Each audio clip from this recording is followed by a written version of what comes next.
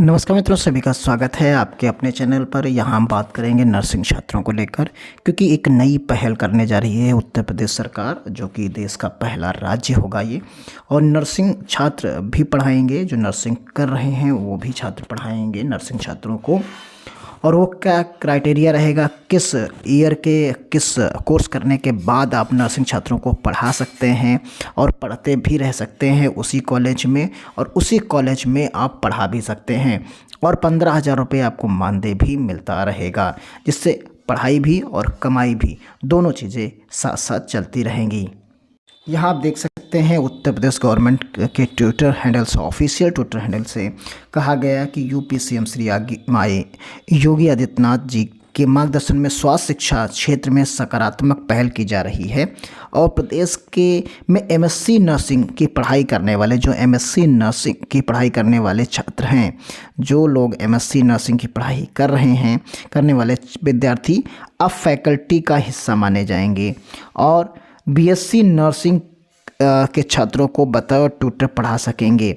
इसके लिए उन्हें हर माह 15,000 रुपये मानदेय दिया जाएगा।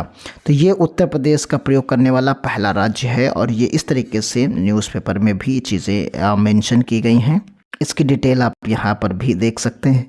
यहाँ पर बताया गया और सच बयान दिए गए, आप देख सकते हैं। मुख्य चिकित्सा शिक्षा जो है सचिव ने एक बयान दिया है इसमें, और कहा गया काउंसलिंग ने इसकी मंजूरी दे दी है। काउंसिल ने व्यवस्था जल्द लागू करने के लिए तैयारी चल रही है। छात्रों को मानदेय देने से उनका आर्थिक संकट कम होगा और ज़्यादा छात्र एमएससी कोर्स की ओर आकर्षित होंगे, फिर पीएचडी करेंगे, जिससे प्रदेश को नर्सिंग क्षेत्र में उच्चतम डिग्री धारी आसानी से तैयार हो सकेंगे।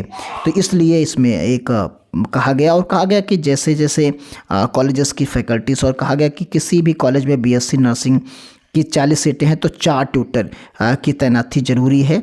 एक प्रोफेसर, एक professor, associate professor, assistant professor की भी तैनाती होगी। और ट्यूटर की न्यूनतम योग्यता बीएससी नर्सिंग, असिस्टेंट प्रोफेसर की एमएससी नर्सिंग और 3 साल का अनुभव, एसोसिएट प्रोफेसर की एमएससी नर्सिंग व 8 साल का अनुभव, और प्रोफेसर की जो योग्यता होती है वो एमएससी नर्सिंग और 12 साल का अनुभव। तो यहाँ इन्होंने कहा, आप इस योग्यता को भी समझ सकते हैं कि यहाँ पर एक जो प्रोफेसर होता है वो एमएससी नर्सिंग होता है, और क्या होता है 12 साल का उसके पास अनुभव होता है।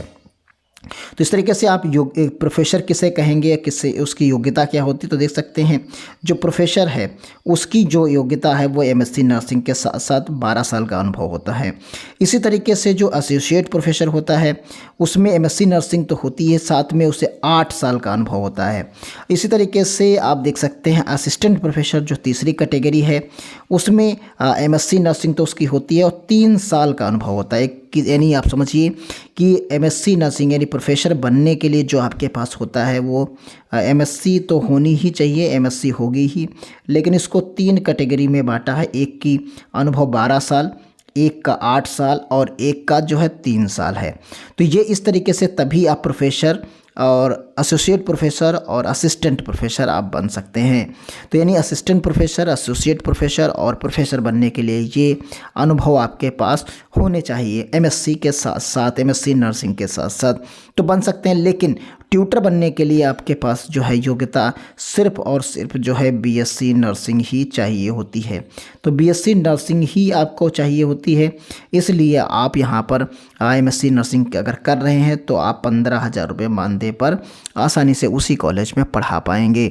तो ये एक पहल, ठीक पहल है, अच्छी पहल है। जब तक आप एजुकेशन करेंगे, एमएससी पूरी करेंगे, तब तक आपकी अर्निंग थोड़ी बहुत होती रहेगी और आपको आपकी स्टडी भी पूरी होती रहेगी।